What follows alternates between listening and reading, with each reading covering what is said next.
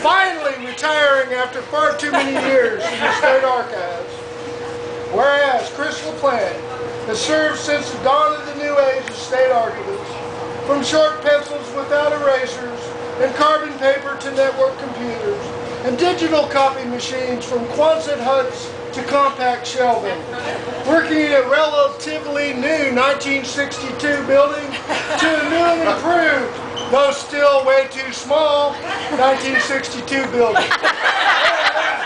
Whereas the Texas State Library and Archives Commission is celebrating its 100th anniversary, 1909 to 2009, a century of service to Texas, and Chris LaPlante has worked much of that century.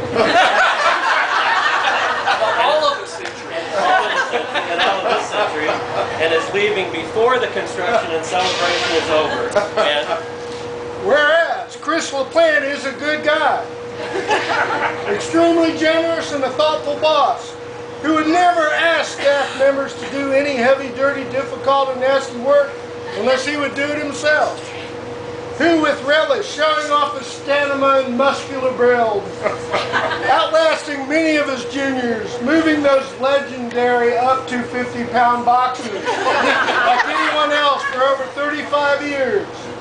Who was about the best dressed person at any meeting, always impeccable, but who loved to wear jeans on Friday, but when he could find an excuse every other day to move filing cabinets. And whereas Chris LaPlante championing the rights of Texans to their public records, one without firing any cannon or nor using mob violence, the Second Archives War in 2001, when George W. Bush tried to move under the cover of darkness, records to the George Bush Presidential Library and Museum, and whereas Chris LaPlante was the meanest looking archivist ever to appear in Texas Monthly,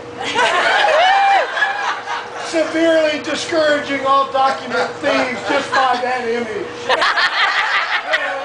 Whereas State Archivist Chris LaPlante saved the Treasury countless dollars by making Whataburger the official state per diem restaurant.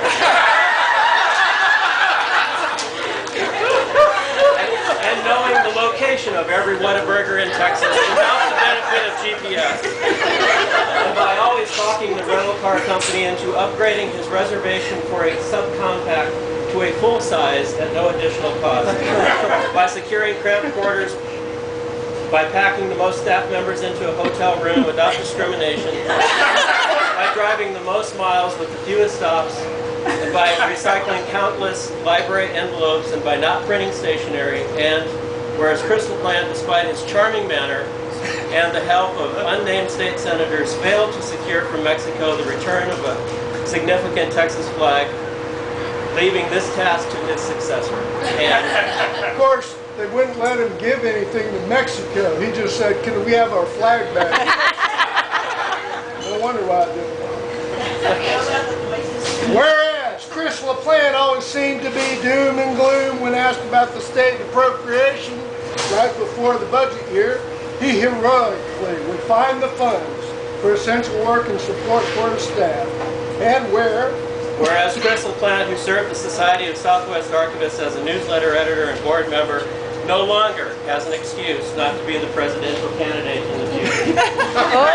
Therefore, be it resolved that the Society of Southwest Archivists, at this gathering, expressing his heartfelt gratitude, commends Christopher LaPlante for his steadfast stewardship to the state of Texas, to the Texas State Library and Archives Commission for over 35 years.